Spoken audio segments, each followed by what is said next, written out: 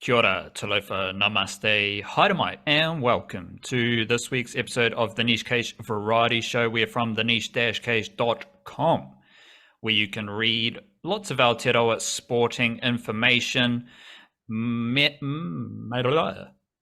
much of which we are discussing here in the Variety Show on the podcast video of format. But we do have big yarns on our website. Lots of Kiwi-NRL spotlights on the Warriors players. I just published one about Tohu Harris.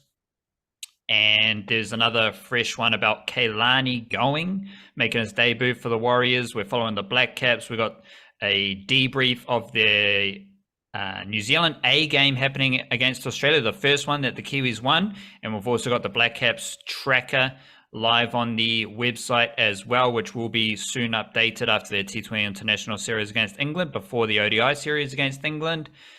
Old mate Michael Wilson, that we'll learn about in the Variety Show. There's a deep dive into that, the semi-quasi Kiwi in the NFL. Flying Kiwis will be live. There's lots of Wellington Phoenix content to enjoy.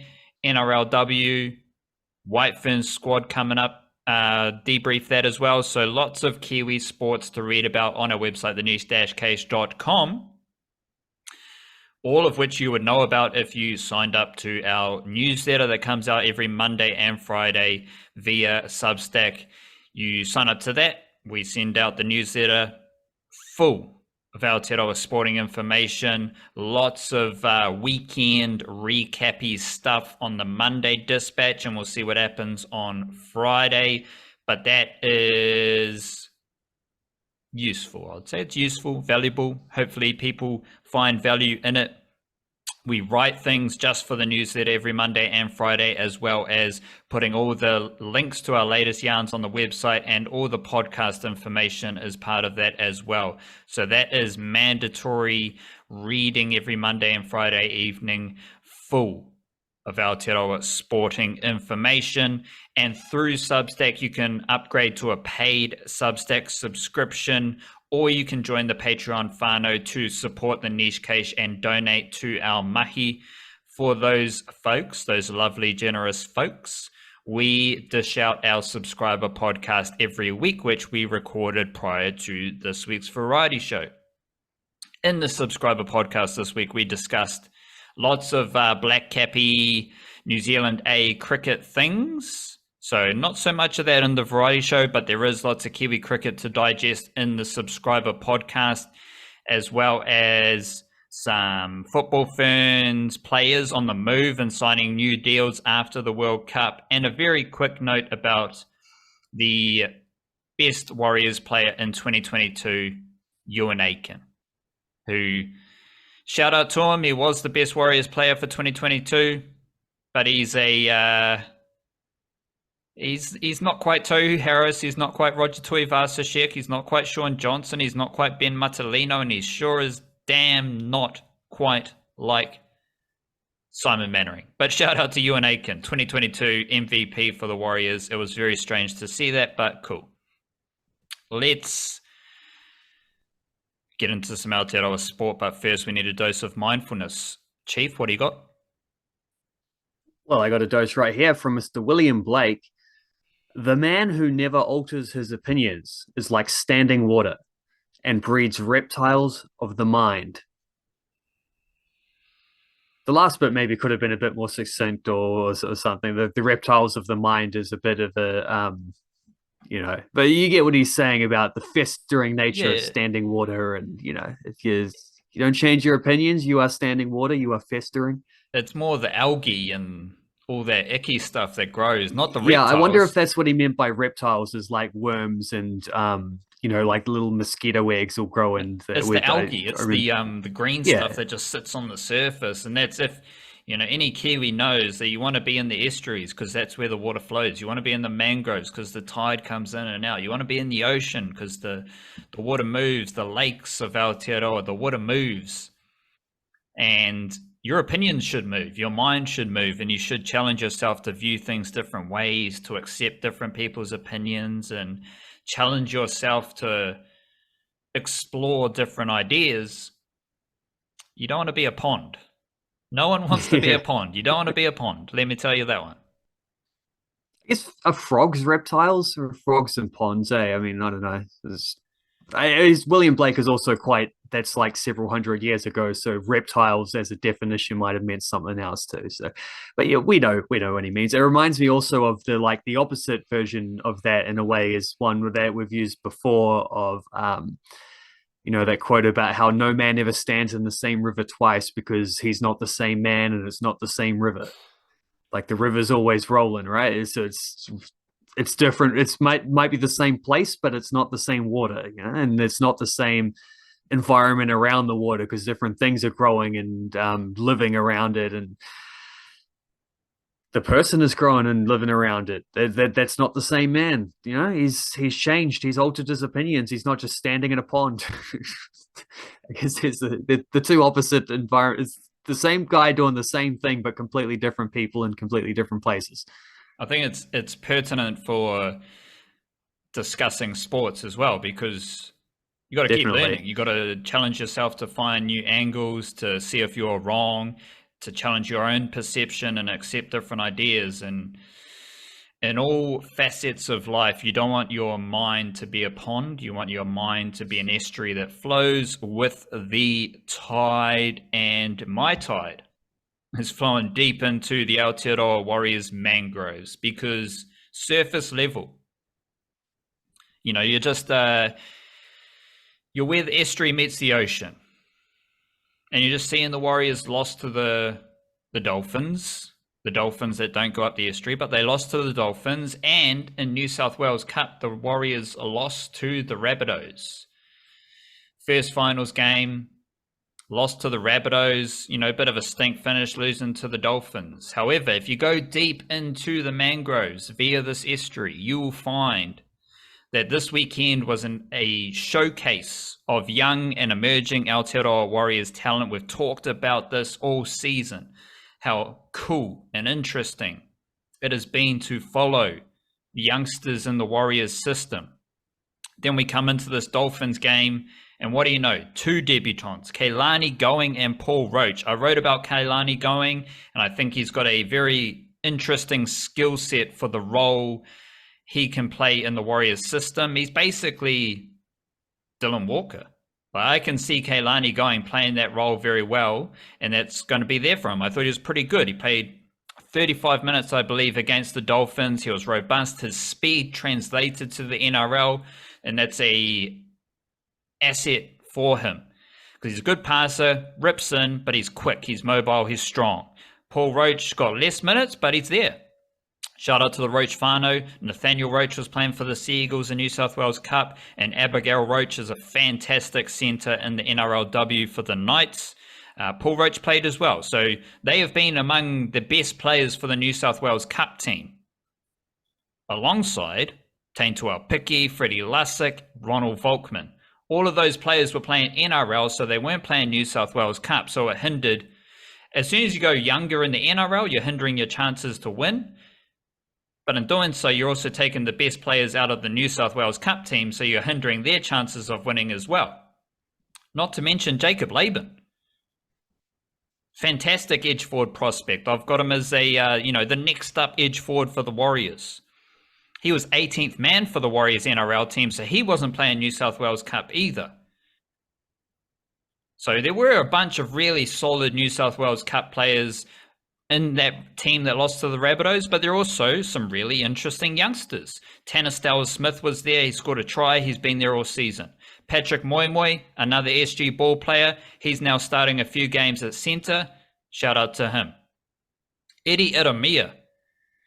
He was starting edge forward for the Warriors against the Rabbitohs. Another SG ball player, Presley Siumanu. Another SG ball player. He came off the bench. Guess what? He's young, he's aggressive, he's mobile, he's big, he's good. There was also JD Auloa. I think he's a Point Chevalier Jr. And I don't think he played SG ball, but he was in the wider squad for the SG ball team. He came off the bench to play hooker. And 18th man for the New South Wales Cup Warriors was Makaya Tafua, who was from Christchurch, and he's another hooker as well. So we also know the Warriors had Etuati Fukafuka. So the Warriors basically have showcased 3 young hookers, SG Ball eligible, in reserve grade. They have another opportunity at finals footy, and I would suggest that the New South Wales Cup team for their next game, which I believe is in Sydney against the Raiders, will be far stronger because the NRL team, they're playing finals footy, so they're going full strength as well. But this weekend, or last weekend, losses against the Dolphins and the Rabbitohs in both grades, it showcased the depth of talent the Warriors have, and a lot of which is SG Ball eligible, now playing New South Wales Cup. And the lads who played NRL all did a pretty good job as well. So just celebrate this moment of the showcase, emerging talent in the Warriors system, because shit gets real next weekend. And it got real for the Tall Blacks at the 2023 FIBA World Cup over the last couple of weeks. We've been following that journey nice and closely, and I have 5 lessons. I've sort of boiled this down to just 5 bullet points on the overall quest from the Tall Blacks. The first one is the obvious one. Never doubt the heart, never doubt the mana, never doubt the effort, the intensity, the grit, the determination, the passion from a Tall Blacks team. It's just no matter who's playing, no matter who's got the jersey on, there's certain fundamentals that you get regardless from Kiwi basketball at that level. And this Tall Blacks team was the same, even though they didn't have the Webster brothers, couldn't get Stephen Adams back. Sam Wardenberg didn't play. Tom Abercrombie and Rob Lowe both retired. Like they were notably under strength, particularly at the center position. But it's like that, you're still getting a baseline of effort and energy that puts to shame many other teams, regardless of the fact. And they're going to play above they're going to play above themselves. They're going to punch above their weight regardless. It's just, that's how Tall Blacks play basketball. We saw it again at this World Cup. Shea Ili, Finn Delaney, Ruben Tarangi. I would have those 3 as their best players throughout the tournament. And I think there were others like Isaiah Liafa had a couple of fantastic games, particularly in the win over Egypt. He was great. But then also like in between that, in the losses to Jordan and Egypt, he shot 1 of 15 combined in those 2 games. Like there's Yanni Wetzel had some moments as well, and then he also had some games where he was in some foul trouble or just wasn't able to be as impactful against very big centers who sort of towered above him. There's examples like that across the board, where they're dudes who are capable of being as good as Ili, Delaney, and Tarangi. But the thing that sets Ili, Delaney, and Tarangi apart is that those 3 brought it every single game. There were 5 games in a short space of time, and those guys had the consistency, the level of performance that carried their team throughout. All of them hit big shots. All of them, stepped up when the team needed the most and stuff like this. They were fantastic. Those were the 3 best players for the Tall Blacks. As a team, point number 3 is that, curiously, a lot of the traits we saw from them, like we were sort of wondering, because they are a different team, they are working through some new options. Would there maybe be like a development process of them sort of unfolding as a team, getting a bit better and better and better more often as they played, as they grew into new combinations? I mean, you got that in the way that any team is going to get into better rhythm as they go along, but also like the traits of the team in the Japan games at the start of their warm-up series were still the traits against Egypt in their last game of the World Cup, and that turnovers were an issue. Although actually against Egypt was the fewest turnovers they had in any of these games, and they won a close one by 2 points. So actually that was quite an important point for them. But it was also, in fact, let's scratch the Egypt game and say that was the weirdest one, because there was also the situation where throughout there'd been a really good 3-point shooting team. It's one thing, they'd been turning the ball over too much, but they'd been making up for that by hitting 3-pointers. Weirdly, in the Egypt game, they had their fewest turnovers and their worst 3-point shooting, but they won, so that was cool. But throughout the tournament, that was still what you saw, is turnovers were an issue, but they could hit their shots. I would say a few other sort of smaller factors in there. Rebounding was never dominant, probably because of the size, and I'll come to that in point 4. But they did, they probably rebounded better than they should have, and they were a team that could get some steals to offset their turnovers. They were a team that struggled to score inside after 5. at the point at which they're eliminated, which every team had played 5 games at that point, which is still the case right now, but tonight you get into the quarterfinals where the last few teams will get a couple more games. They were, I think, the 3rd best 3-point shooting team for percentage in the tournament, which had dropped from 2nd because, as I said, the Egypt game, they only shot 28%. They were also, I think, the 2nd worst team for 2-point field goal percentage. So, a few struggles being able to convert at the rim and stuff like that. I would say a large part of that, point number 4, is because size was a factor for this Tall Blacks team. I don't know how tall Yanni Wetzel is. I would guess 6'8", 6'9" kind of range, but he's certainly not a 7-footer, and he was coming up against some guys much bigger than him. Isaac Fotu was also an undersized center in comparison. They really would have loved Rob Lowe, who's not only 6'11", 7-foot range, but also can score and pass from the center position at a high rate. Like, they missed him significantly. And then obviously, I mean, it's like, clearly if you have one player at the NBA, you want to have that one player available. So clearly Steven Adams would have improved this team a lot, but it's really hard. Like, I think he in particular would have unlocked this team so much because of the style of player that he is. We have a center who rebounds at a high rate. He boxes out. He does all those things in a team that already rebounds better than they have any right to for their size, but just don't quite have that size. Well, here's the guy who, given the size, suddenly rebound and become a major factor for them. Plus, he passes so well from that position, which would have just and he finishes at the rim as well. He's consistently one of the better I know that's partly because he doesn't really take jump shots. He only really shoots from in the paint, but he is a good paint scorer.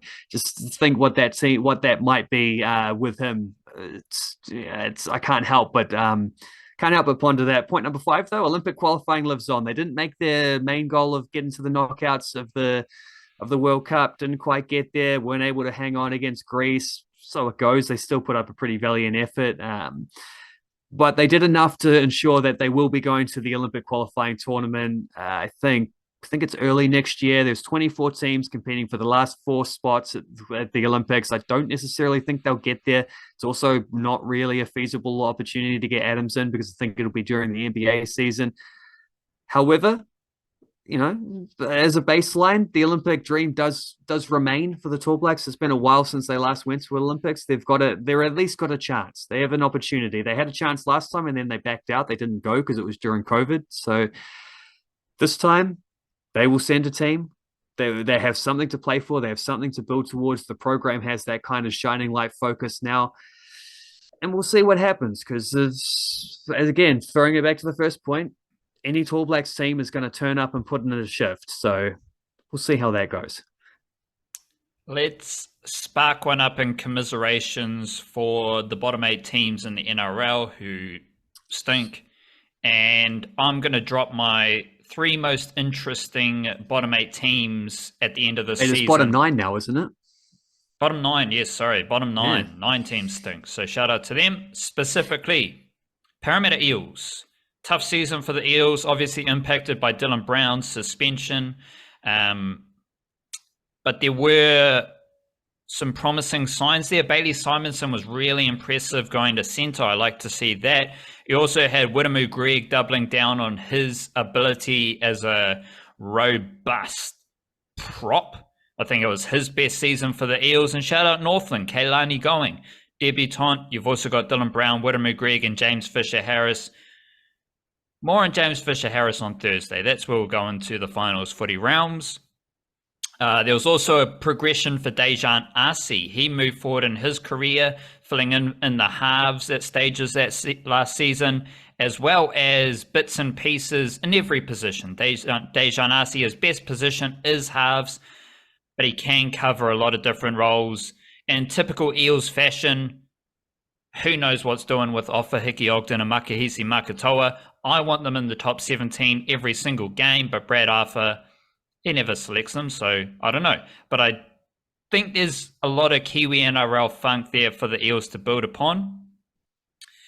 And they also have Te Huranui Twiddle, Turanga Waiwai Jr., I think off the top of my head, who was their fullback in an SG ball team that definitely went to the final. I think they might have won the final, and he is now starting fullback for their under-21s as well. Gold Coast Titans, another interesting team. Kieran Foran scored tries on the weekend. Shout out to him. Isaac Liu, fantastic. Far better this season than he was last season, so I like that, especially with old Des Hasler coming in next season.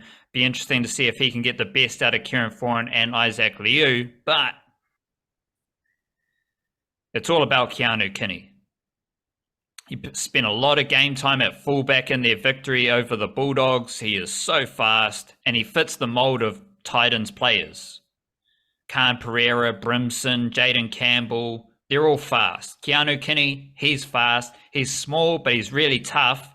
And if he's playing more footy next season for the Gold Coast Titans, watch out, because he's also offering Aotearoa Kiwis depth, and I think he's a great young talent. The Bulldogs, shout out the Bulldogs. They're my third most interesting bottom 9 team because they're a black hole. Like, Kiwi-NRL talent goes to the Bulldogs and just disappears. Now, some of this may be intertwined with a few of the issues you're seeing around the Bulldogs right now. And there's a lot of, I'm keeping my mind open. I've got my opinions, but I don't really know what's happening there. All I'm seeing is that the Kiwi-NRL players who the Bulldogs recruited, Phil Gould recruited them, Cameron Ciraldo recruited them, they left. Like Manu Brown went to the Knights, and other players are leaving at the end of this season. And like Hayes Perham, Phil Gould recruited him to play fullback. Cameron Ciraldo knew him from the time at the Panthers. What do they do mid-season? Drop him. That's the Bulldogs. The Bulldogs are a place where you go, and all the juniors as well. SG Ball, under-21s, you Kiwi-NRL junior, Kiwi-NRL youngster, Kiwi-NRL player, you go to the Bulldogs, who knows where you'll end up, because you're probably not going to play footy, because most of their players do not play footy, and it's very strange. And it's also quite strange on the women's side because they do a great job. Shout out to them. Great job at Kiwi-NRL recruitment and recruiting young wahine from Aotearoa. Alexis Tauaniai, Noaria Kapua, and Amelia Pasakala. They all played Bulldogs, under 19s, I think it was, and some of them played Premiership. Bulldogs don't have a women's team, though. So all their recruitment of women's talent just helps in other NRLW teams. And that goes into the whole bigger picture of the Bulldogs just being a very strange organization. I don't know if they're good or bad, stinky, funky. All I know is that the Kiwi-NRL players go there and vanish into the black hole. What else you got? I have my leading point from this week's Flying Kiwis article. Joe Bell, headliner. He's gone back to Viking in Norway. He had been there in the past. They were the club that recruited him out of college ball in the States, and he was brilliant for Viking. He was great. He's out there playing every game. He was from midfield, he was setting up goals. He was even scoring a few. He was taking set pieces. It was beautiful. They loved him there. It was, and you know, in his last season with them, he helped them finish third place in Norway, which was their best finish for 15 years.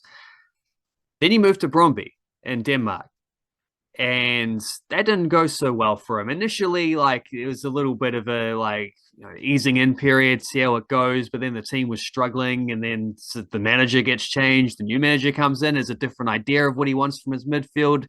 Suddenly, Joe Bell's on the outer. He's not really playing, so he hasn't played a lot of football for a long time. And this is one of the key players in the All Whites already.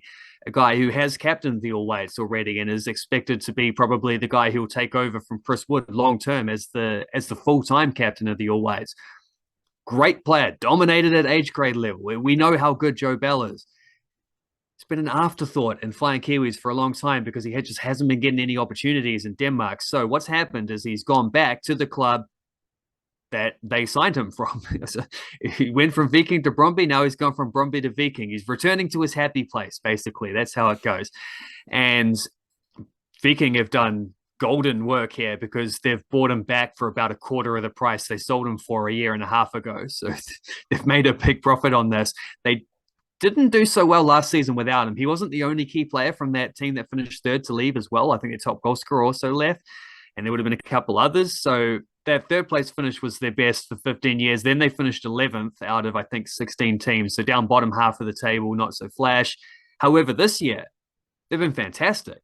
Like he joined them at a point where they're actually in the title race. They were tied with Bodo Glimt at the top of the table with 11 games to go.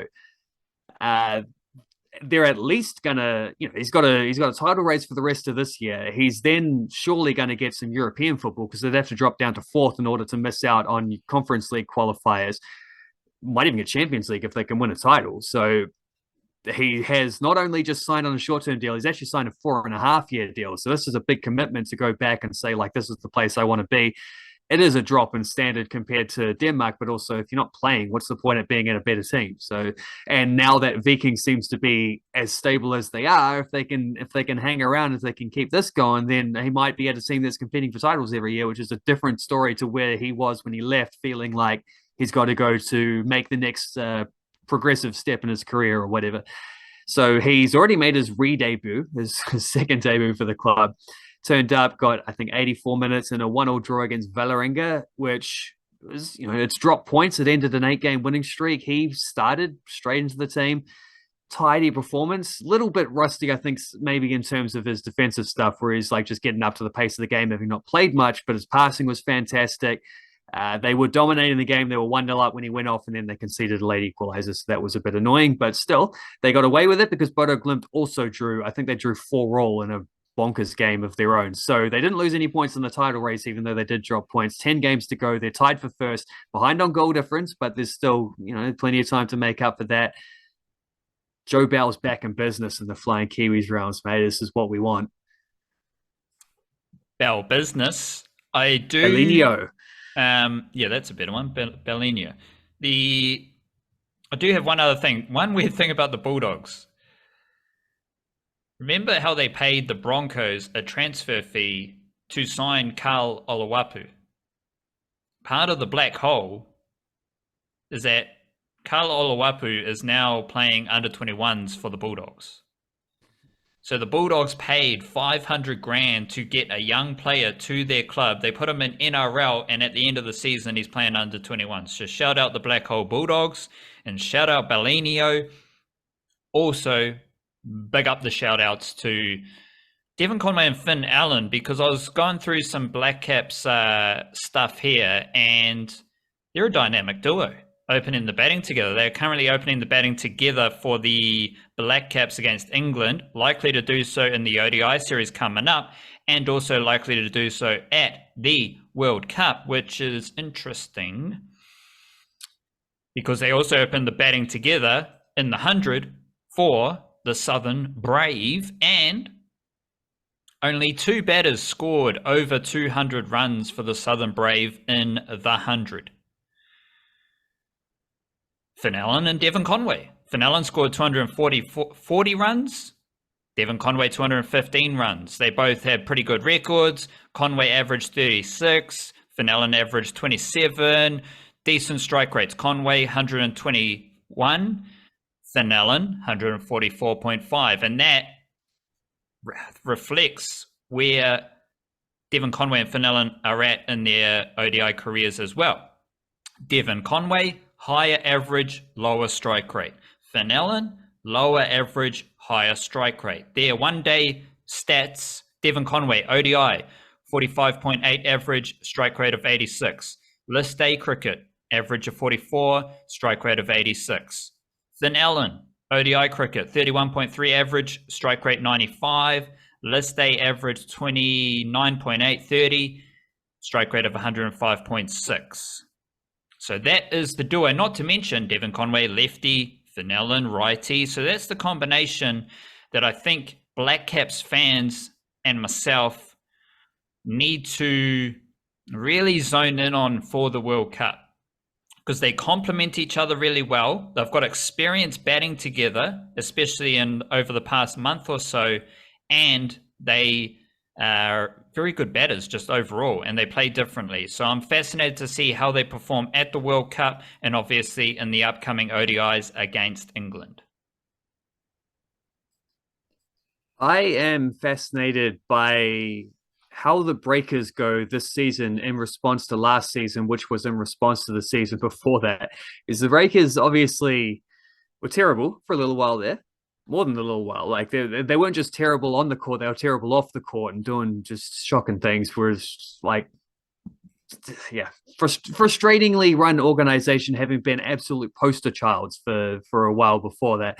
But then all of a sudden, just everything clicks in the right way, and they start to see some of the things that weren't working before were working. Some of the things were changed, and that's why they started working. Like there was just, I don't know, they went from last to only losing in the grand final in a decisive game 5. It was incredible.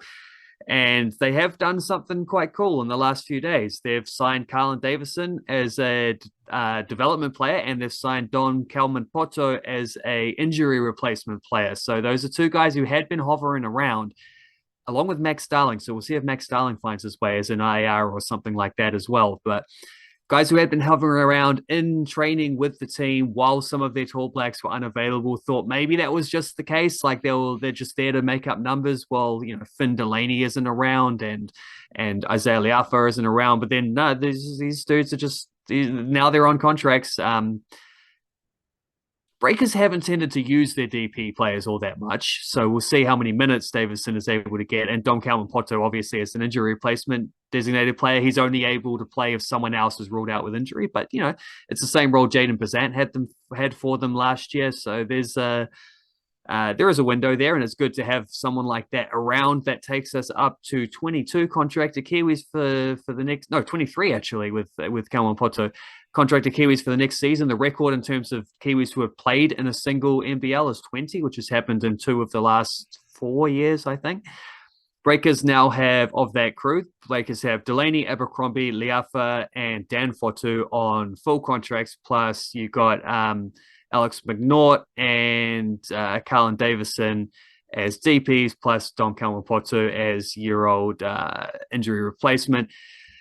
Yeah, I'm curious how they respond. I don't know. We can't say anything until we see it, but it's one thing to have the one big amazing season. It's another thing to maintain that consistently, and that's the test for the Breakers, to find that stability. When you're looking for stability, I guess you also want continuity. Like you want to keep a similar squad, you want to keep the same guys around. That hasn't happened for them, which is another reason why it's fascinating, because I think there's 6 of their roster are returning players. So half the roster is going to be different, including 3 completely new imports. The front court is going to look very different. They've got a couple new assistant coaches. Dan Sokolovsky was coaching Franklin, is still around, but the others have left. There's a new CEO in place, new major sponsor. Pretty much everything is new, everything except for Modi Mayor, who was the main instigator in turning this team around. So that's where the hope lies, and we'll see how it goes. Some quick NRLW housekeeping from the Aotearoa angle. I did mention Amelia Pasakala, who was playing for the Bulldogs in the New South Wales competitions. Now she's playing for the Roosters. She is from Wairoa, and she has had a fantastic season for the Roosters, along with Otese Pule, who is a Kiwi Ferns. They are very powerful, robust forwards. Shout out Georgia Hale, 333 tackles at 99.4%. She also scored a try on the weekend. For context, the next best tackler in NRLW is Samaima Taufa on 271 tackles at 95%. So Georgia Hale is the best tackler in NRLW by a significant margin. And my favorite teams at the moment in NRLW: Broncos, Raiders, Dragons. What's your last note there? Well, I might save Michael Wilson till later, because I do want to prioritize a little bit of, let's call it a public service announcement, because National League footy is coming up. National League footy, best time of the year, apparently starts on the 23rd of September. We'll see how that goes. I haven't really seen any. I've seen a couple clubs mention that. I haven't seen it announced from New Zealand football, which is cutting it rather fine if that's the case. But 23rd of September is apparently when the league is going to start. The Men's National League will feature Auckland City, Eastern Suburbs, Auckland United, Manurewa representing South Auckland there. You got Wellington Olympics. You also got the Wellington Phoenix Reserve, Napier City Rover, and Petone as a bit of an underdog qualifier there. And then the two obvious candidates from the South, Christchurch United and Cashmere Technical. The Women's National League has Auckland United, Eastern Suburbs, Western Springs, Ellerslie getting in there this year. There will be two capital teams. There was normally just the one capital football team. There will be two capital football teams now in preparation for, I think, next year when they want to make it into to bring in like club-based teams from the Cap Prem. So I think you'll likely see one capital team dominated by one club, probably Wellington United, another one dominated by another, which would be like, I don't know, Waterside Karori or one of those types. Central will have a team, Canterbury will have a team, Southern will have a team, and for the first time ever, the Women's Wellington Phoenix Academy will have a team there. So their under-20s will be in the National League too. Winter leagues are pretty much done around the country, except for a few like promotion playoff type things, and a couple of the lower grades still have catch-up games. But the three top men's leagues are all sorted. Auckland City are champions, Wellington Olympic are champions, and Christchurch United are champions. But first, before the National League, this upcoming weekend, Kate Shepherd Cup, Chatham Cup. You got Wellington United versus Western Springs in the Kate Shep, and then in the Chatham, you've got Christchurch United versus Melville United. It's Cup final day. Doesn't get much bigger than that, you know. At least as far as the domestic Kiwi football schedule goes, we're coming into that beautiful time of the year. Kate, the Cup final day heralds in National League football. Here we go. Here we go. Musical jam. Couple of local tunes. Hyann and O3 Lancer have a new song, How to Dress for the Rave. If you love a bit of the UK, the garage sound, it's pretty cool. I like it. And also a collaboration between Ricky Reed and Miroki Karewa. That's a beautiful song. Also shout out the project from Blue and Real Bad Man from South Central Los Angeles. They have a new project, Bad News, which is glorious hip-hop. Make sure you jam that one, your musical jam. Yeah, new album from Zach Bryan. I've been giving it a listen to see what all the hype is about. It's pretty solid. Pretty solid. I quite like as well an album that I think came out a couple months ago, but I missed it at the time, from a band called Blonde Shell, which is sort of an indie rock kind of alternative rock group from the States as well, where part of they're actually coming to New Zealand for Laneway Festival starting next year. I just noticed that was announced this morning as well, that lineup. And there's a new tune by Ty Segall, and anytime Ty Segall does absolutely anything, I'm on board. And his new tune is like 7 minutes long of just him doing like freaky guitar stuff and singing about weird foreign realms. And I don't know, it's Ty Segall just clearly having had some time to himself, being like, I'm going to create something weird. And that's my favorite type of Ty Segall, is the weird stuff. So there we go, there too. Speaking of weird, there is a song, Weird Weekends. Oh, is that the Bad Taste? Bad Taste, Yeah. Young Ghost, and Alphabet Head, their new song, Weird Weekends. That's another cool local jam. Definitely.